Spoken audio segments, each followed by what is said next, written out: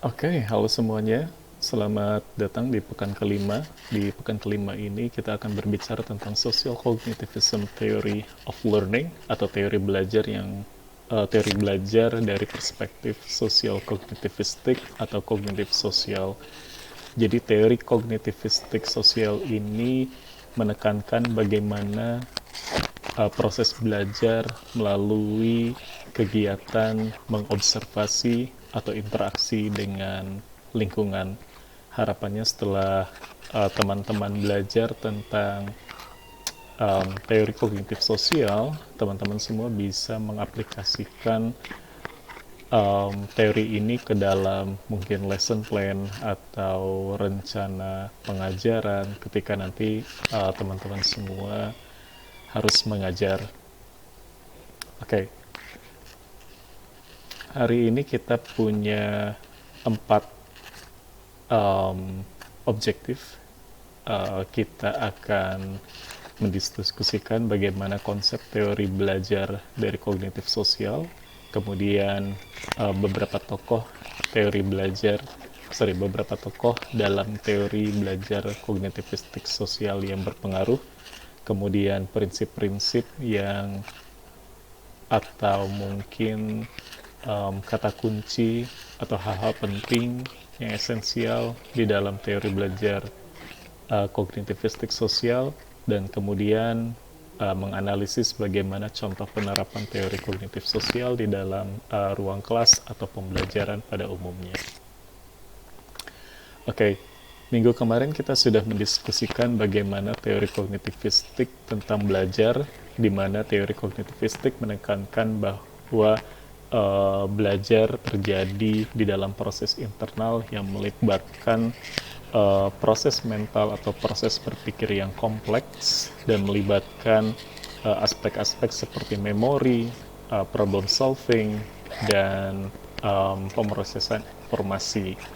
Kemudian dari teori kognitivistik juga kita belajar bahwa informasi yang kita pelajari akan dikumpulkan dalam satu koleksi atau database yang disebut dengan skema.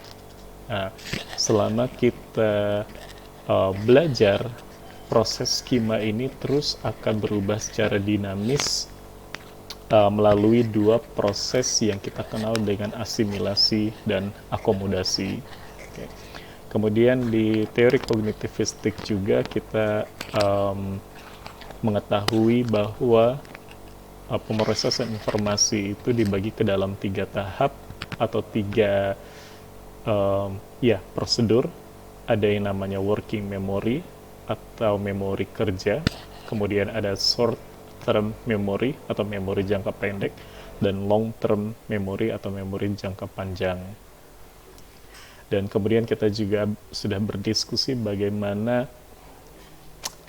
instructional scaffolding atau scaffolding untuk pembelajaran, yaitu sejenis bantuan yang diberikan kepada pembelajar agar pembelajar bisa mencapai area atau pengetahuan dan skill yang dia tidak bisa pada awalnya, tapi dengan bantuan scaffolding, bisa dalam bentuk learning materials, bisa bentuk peer tutoring, bisa dalam bentuk bantuan yang diberikan oleh pengajar. Jadi si siswa ini atau si pembelajar ini dengan bantuan-bantuan tersebut bisa mencapai atau mendapatkan pengetahuan dan skill yang mereka tidak bisa sebelumnya. Nah, di minggu ini hampir sama dengan teori kognitivistik, tapi teori sosial kognitivistik menekankan atau fokus kepada area yang agak berbeda dari kognitivistik. Jadi teori sosial kognitivistik ini adalah teori belajar yang menekankan bagaimana manusia belajar melalui proses mengobservasi orang lain.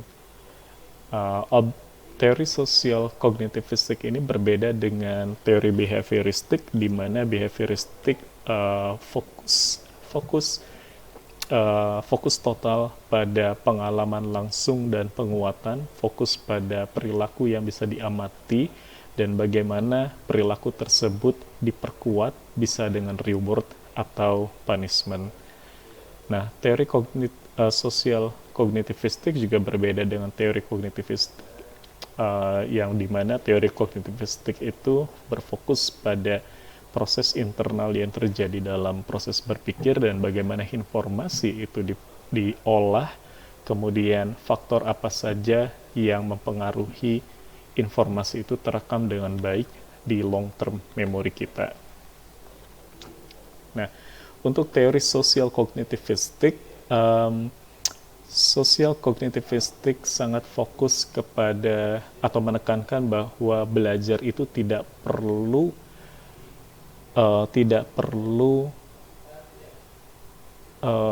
berinteraksi secara langsung. Maksudnya gini, teori sosial kognitivistik menekankan bahwa belajar itu bisa terjadi melalui proses yang tidak langsung. Artinya, seseorang bisa belajar juga dengan cara mengobservasi orang lain, kemudian menirukan perilakunya, memahami konsekuensi dari aksi mereka, dan menentukan bahwa kira-kira perilaku yang orang yang saya observasi ini baik atau tidak baik untuk saya tiru.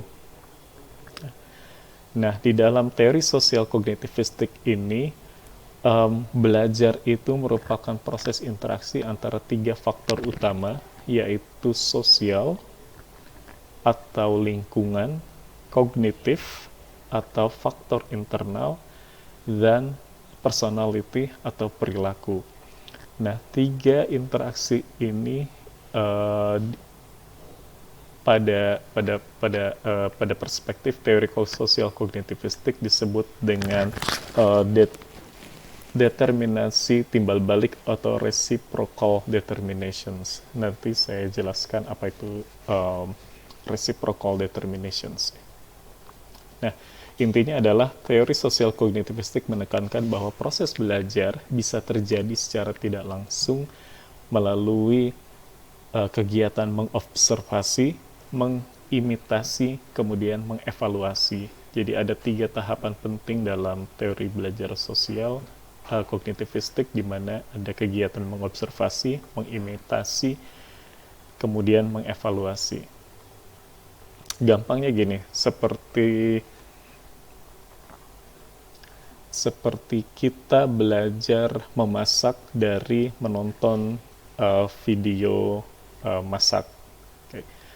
Kemudian kita belajar skill dan pengetahuan dari video tersebut sehingga kita bisa kira-kira meniru apa yang disampaikan oleh video. Kemudian dari proses meniru itu kita juga mengevaluasi apa yang kita bisa dan apa yang tidak bisa, atau apa yang benar dan apa yang tidak benar. Seperti itu. Kadang-kadang dalam proses meniru, dalam hal ini memasak, misalnya ada satu step atau satu ingredients yang tidak cocok untuk kita akan modifikasi. Nah, proses belajar menurut teori sosial kognitivistik itu seperti itu. Adanya proses mengobservasi, kemudian mengimitasi. Kadangkala di dalam proses imitasi itu tidak sempurna imitasinya, lalu kemudian mengevaluasi apa yang benar dan apa yang tidak menurut kita. Kemudian tidak hanya skill, proses sosial kognitivistik, teori belajar sosial kognitivistik juga bisa diaplikasikan atau bisa menggambarkan ketika seorang anak belajar tentang emosi, bagaimana mereka melihat orang tuanya menunjukkan kasih sayang, atau kadangkala bagaimana saudaranya atau teman-temannya menunjukkan sikap emosi negatif. Nah, mereka berdasarkan teori sosial kognitivistik, orang belajar emosi juga melalui proses observasi kepada orang lain. Nah, kemudian ada hal lain, misalnya belajar bagaimana menaklukkan rasa takut gitu. Misalnya contohnya public speaking, kita awalnya ada rasa takut untuk berbicara di depan publik, tapi dengan melihat video bagaimana seorang public speaker berbicara dengan performa yang baik di depan publik, kita bisa belajar dari orang tersebut. Oke. Kemudian tidak hanya positive behavior yang bisa di-copy atau diobservasi oleh manusia, tapi juga seringnya aggressive behavior seperti bullying atau merokok atau marah itu juga ternyata bisa secara otomatis dipelajari oleh kita tanpa kita sadari gitu ya. Nah, untuk teori sosial kognitivistik ini ada satu teoris atau satu tokoh yang sangat terkenal namanya Albert Bandura. Dia dipandang sebagai pionir dari sosial kognitivistik. Dia sangat terkenal dengan pekerjaannya yang bernama observational learning dan modeling. Kemudian di dalam satu referensi, Bandura ini merupakan salah satu tokoh paling berpengaruh di social sciences. Salah satu bukunya bahkan dinobatkan sebagai buku paling berpengaruh di bidang ilmu sosial. Ada judulnya Social Foundations of Thought and Actions. Oke. Nah, mungkin saya sudah pernah sedikit menyinggung tentang the Bobo Doll Experiments. Ini adalah penelitian yang sangat fundamental dari Bandura. Pada eksperimen ini, anak-anak menonton orang dewasa bersikap agresif kepada si Bobo Doll. Kemudian si anak-anak ini diberikan akses ke mainan yang mereka sukai. Mereka kemudian bermain dengan mainan tersebut, lalu beberapa waktu kemudian mainan tersebut diambil, lalu diganti dengan si boneka Bobo Doll tadi.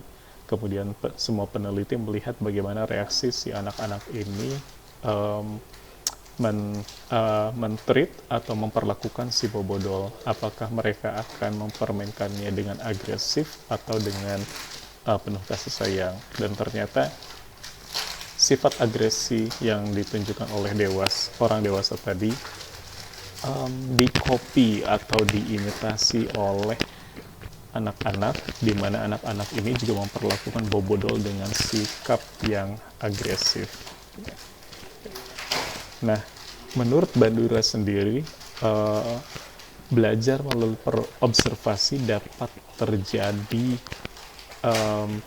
melalui 3 model. Jadi, kadang-kadang tidak semua proses observasi ini berhasil. Ada aspek yang sangat berpengaruh terhadap keberhasilan pembelajaran observasi ini, di mana aspek pertama itu adalah si model tersebut. Nah, menurut Bandura ada 3 jenis model di mana seseorang itu akan mengobservasi secara optimal. Pertama adalah model yang hidup, di mana atau manusia sendiri yang lebih dewasa, di mana manusia dewasa ini mempunyai power atas si orang yang mengobservasi. Misalnya kakak dan adik. Adik cenderung meniru perilaku kakak karena dianggap oleh adik kakak ini mempunyai power yang lebih besar ketimbang adiknya. Sama seperti adik ini kepada orang tuanya. Nah, orang tua sangat bisa menjadi model yang sangat kuat karena anak-anak menganggap bahwa orang tua mempunyai power atas mereka, menentukan mereka, sehingga orang tua menjadi model yang sangat sangat sering diikuti oleh anak-anak. Nah, kemudian tidak hanya manusia, anak-anak juga bisa belajar mengobservasi dari simbolik model. Simbolik model itu maksudnya orang-orang yang ada di dalam televisi, di dalam media, di dalam buku, di mana media-media tersebut menggambarkan si karakteristik figur tersebut.